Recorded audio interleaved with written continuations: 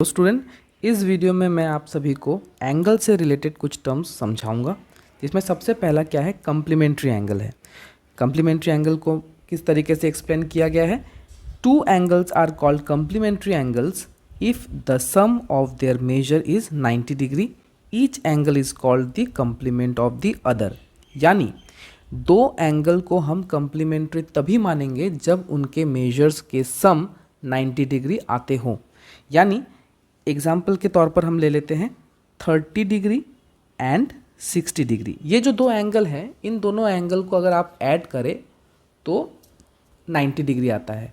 यानी 30 degree 60 degree के complement है और 60 डिग्री 30 डिग्री के कम्प्लीमेंट में है। और एक एग्जाम्पल ले लेते हैं, जैसे कि 45 डिग्री एंड 45 डिग्री। ये दोनों एंगल सेम तो है और इनके सम 90 डिग्री भी आते हैं, तो हम इन्हें कम्प्लीमेंट एंगल भी कहेंगे। नेक्स्ट पॉइंट को पढ़ लेते हैं, सप्लीमेंट्री एंगल्स। सप्लीमेंट्री एंगल्स क्या होते हैं, चलिए पढ़ लेते हैं। Two angles are called supplementary angles if the sum of their angles is 180 degree, each angle is called the supplement of the other. Supplementary angle उन दो एंगल को हम कहेंगे जिनका सम 180 डिग्री आता है। ठीक है, जैसे एग्जाम्पल में समझ लेते हैं 60 डिग्री एंड 120 डिग्री। देखिए, दोनों एंगल को अगर आप ऐड करते हैं तो 180 डिग्री आता है। यानी 60 डिग्री 120 के सप्लीमेंट में आता है और 120 डिग्री 60 डिग्री का सप्लीमेंट होता है। और एक एग्जांपल देख लेते हैं, 90 डिग्री एंड 90 डिग्री। दोनों एंगल इक्वल भी है, सेम भी है और साथ ही साथ एक दूसरे के सप्लीमेंट भी है। नेक्स्ट पॉइंट को पढ़ लेते हैं, एडजेसेंट एंगल। एडजेसेंट एंगल के बारे में क्या लिखा हुआ है कि two angles are called adjacent angle if they have a common vertex, a common arm and their non common arms lie on either side of the common arm.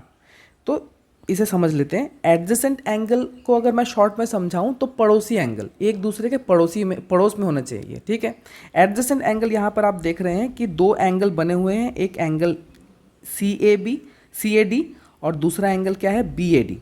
ये दोनों एंगल को एडजेसेंट माना जा रहा है। क्यों एडजेसेंट माना जा रहा है, इसके 3 पॉइंट हैं। पहला तो ये देखिए, दोनों एंगल एक ही वर्टेक्स पर बन रहे हैं।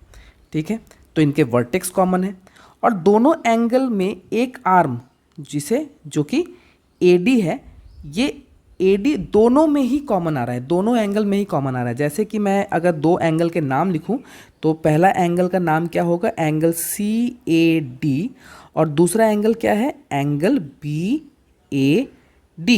तो देखिए, दोनों एंगल में ये जो आर्म है AD एंड AD दोनों में ही कॉमन है, तो इसलिए इसे एडजेसेंट, इन दो एंगल को एडजेसेंट कहा जाएगा।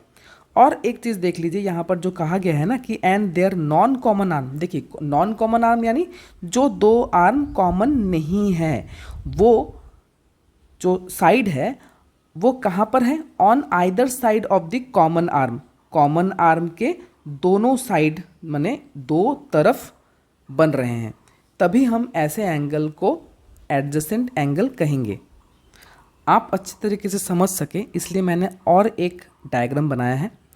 यहाँ पर देखिए 3 एंगल बन रहे हैं, एक ही वर्टेक्स पर 3 एंगल बन रहे हैं।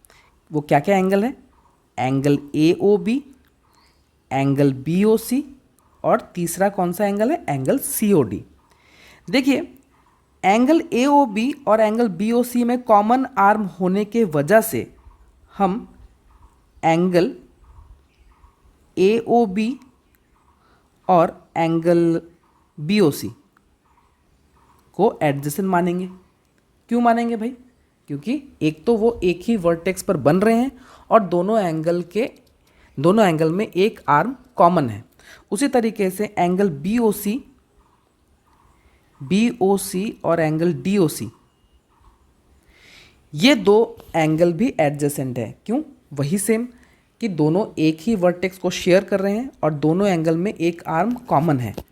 पर मैं कभी भी एंगल AOB और एंगल COD को एडजेसेंट नहीं कहूँगा। क्यों, ये भले ही एक ही वर्टेक्स पर बन रहे हैं, एक ही वर्टेक्स को शेयर कर रहे हैं, बट इनके एक कोई भी आर्म कॉमन नहीं है। इसी के लिए हम एंगल AOB और एंगल COD को एडजेसेंट एंगल नहीं मानेंगे। हमारे सामने नेक्स्ट पॉइंट जो है वो है लीनियर पेयर। लीनियर पेयर में क्या कहा जा रहा है कि टू एडजेसेंट एंगल समझ में आया आपको? मैंने पिछले बारी आप पेज को थोड़ा सा वीडियो को रिवाइंड कीजिए, आपको समझ में आ जाएगा। मैंने इस पॉइंट को एक्सप्लेन कर दिया है। तो लीनियर पेयर में क्या कहा जा रहा है कि two adjacent angle are said to form a linear pair if their non common arm are opposite rays, that is they are in a straight line.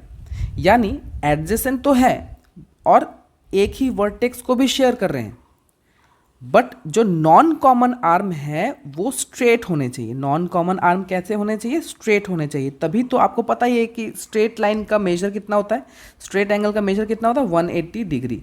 तो लीनियर पेयर आपस में सप्लीमेंट्री भी होते हैं।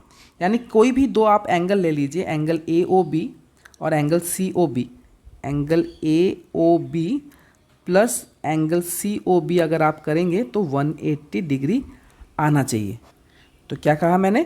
दोनों एंगल एडजेसेंट भी हैं और ये इन दो एंगल का सम 180 डिग्री भी आ रहा है, तभी हम ऐसे पेयर ऑफ एंगल को लीनियर पेयर कहेंगे। नेक्स्ट पॉइंट में कहा गया है एंगल्स एट अ पॉइंट। एक पॉइंट पर बनने वाले एंगल्स हमेशा क्या कहा जा रहा है? Sum of angles at a point is 360 degree. यानी एक पॉइंट पर बनने वाले हमेशा मतलब सभी एंगल हमेशा 360 डिग्री होते हैं। जैसे कि मैंने यहाँ पर एग्जाम्पल के तौर में एक डायग्राम लिया है। यहाँ पर देख पा रहे हैं कि यहाँ पर कुल मिलाकर 4 एंगल हैं। एक है 90 डिग्री, दूसरा है 105 डिग्री, तीसरा है 25 डिग्री और चौथा हमें पता नहीं है।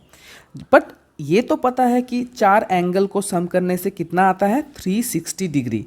तो इसकी मदद से ये जो अननोन एंगल है इसे हम फाइंड कर सकते हैं। कैसे? चलिए देख लेते हैं।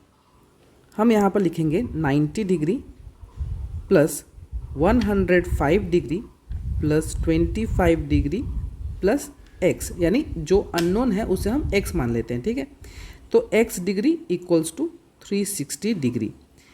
इसका रीज़न क्या है? कंप्लीट एंगल, क्योंकि एक ही पॉइंट पर सभी एंगल बन रहे हैं तो हम रीज़न में कंप्लीट एंगल लिख सकते हैं। ठीक है, रीज़न देना बहुत ही ज़रूरी है। ओके, 90 प्लस 105 डिग्री प्लस 25 करने से 220 डिग्री आता है, plus x degree equals to 360 degree. अब लीनियर पेयर मतलब लीनियर इक्वेशन की तरह हम क्या करेंगे? 220 डिग्री को राइट हैंड साइड लेकर जाएंगे तो उसका साइन चेंज हो जाएगा, 360 डिग्री माइनस 220 डिग्री। तो यानी x का वैल्यू क्या है? 140 डिग्री। तो देखा आपने, हमें सम जो कि पता था तो हमने अननोन एंगल का वैल्यू निकाल लिया। यानी x यहाँ पर कितना डिग्री है? 140 डिग्री है। ये जो एंगल है ये 140 डिग्री है, इसका मेजर 140 डिग्री है। तो इस तरीके से अगर आपको सम ऑफ एंगल्स पता है तो आप किसी भी अननोन एंगल को निकाल सकते हैं। दोबारा कह देता हूँ कि एक पॉइंट पर बनने वाले सभी एंगल को हम क्या कहेंगे? 360 डिग्री कहेंगे। ओके, अब जो कि मैंने कह दिया कि एक पॉइंट पर बनने वाले सभी एंगल 360 डिग्री होते हैं, और अगर मैं 360 डिग्री का आधा करूं तो 180 डिग्री होता है, राइट, जो कि एक स्ट्रेट लाइन है, स्ट्रेट एंगल है। तो वहीं से ये पॉइंट उठता है। क्या कहा जा रहा है? Angles on one side of a straight line, यानी स्ट्रेट लाइन के एक साइड पर बनने वाले एंगल्स को अगर हम देखें तो उनका सम 180 डिग्री होता है। Sum of angles at a point on one side of a straight line is 180 degree. जैसे कि यहाँ पर आप फिगर पर देख पा रहे हैं कि यहाँ पर कुल मिलाकर 3 एंगल हैं और तीनों एंगल एक ही स्ट्रेट लाइन पर बने हुए हैं। तो एक ही स्ट्रेट लाइन पर बने होने के कारण इन तीनों एंगल का सम कितना डिग्री होना चाहिए? 180 डिग्री होना चाहिए। यानी यहाँ पर एक एंगल देख रहे हो कि 90 डिग्री है। मुझे कैसे पता चला 90 डिग्री है? क्योंकि ये देखिए साइन है, ये 90 डिग्री का साइन होता है। यहाँ पर 90 डिग्री ना लिखकर अगर ये साइन दिया हुआ है तो ध्यान दीजिएगा ये 90 डिग्री का मतलब साइन है। ठीक है, यहाँ पर आपको समझाया जा रहा है कि इस एंगल का मेजर 90 डिग्री है। तो यहाँ पर 90 डिग्री नहीं भी अगर लिखा हो तो इस साइन की मदद से आपको समझ में आना चाहिए कि ये एंगल 90 डिग्री है। अब पहला एंगल जो है वो आपको बता दिया है कि ये 90 डिग्री है, दूसरा एंगल 29 डिग्री है, बट थर्ड एंगल आपको पता नहीं है। बट आप इस अननोन एंगल का मेजर निकाल सकते हैं। क्यों? क्योंकि आप सभी को पता है कि इन तीनों एंगल को ऐड करने से कितना डिग्री आना चाहिए, 180 डिग्री आना चाहिए, जो कि हमें पता है कि इन तीनों एंगल का सम 180 डिग्री आना चाहिए, आता है। तो हम इसकी मदद से अननोन एंगल का मेजर निकाल सकते हैं। कैसे? हम यहाँ पर लिख लेंगे x degree plus 29 degree plus 90 degree equals to 180 degree. और यहाँ पर आप रीज़न लिख सकते हैं कि सम of angles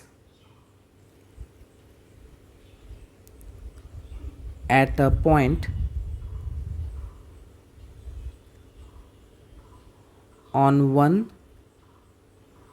side of a straight line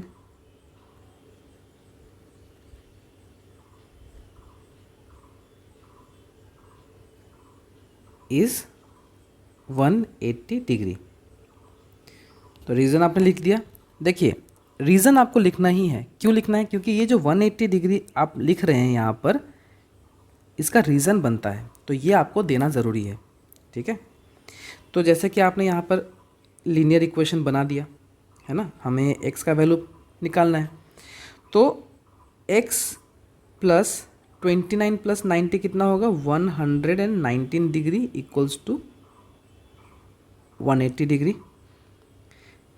x equals to 180 minus 119 degree, दोनों को अगर माइनस करें तो वैल्यू आता है 61 डिग्री।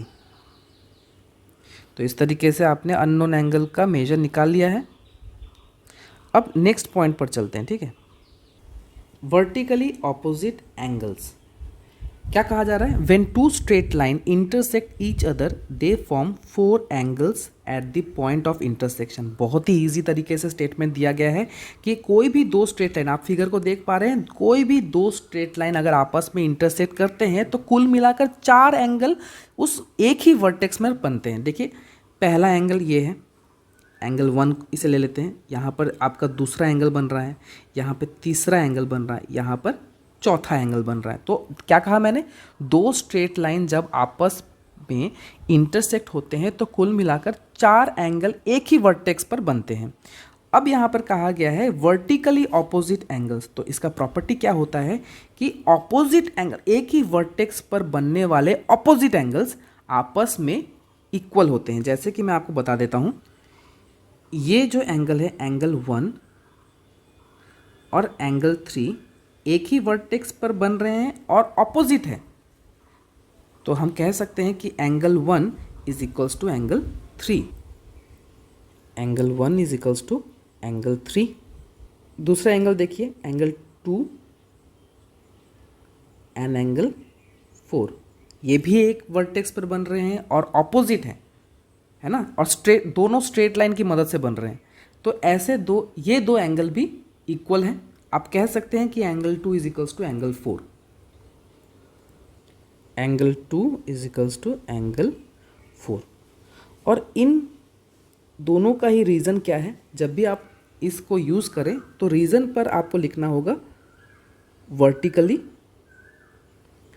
Opposite angles. ठीक है, तो इस तरीके से हम इस वीडियो को एंड करते हैं। अगर आपको ये वीडियो समझ में आया हो, अगर आपको ये वीडियो अच्छा लगा हो, तो प्लीज़ इसे लाइक कीजिए और अपने दोस्तों से शेयर कीजिए। ठीक है, बाय बाय।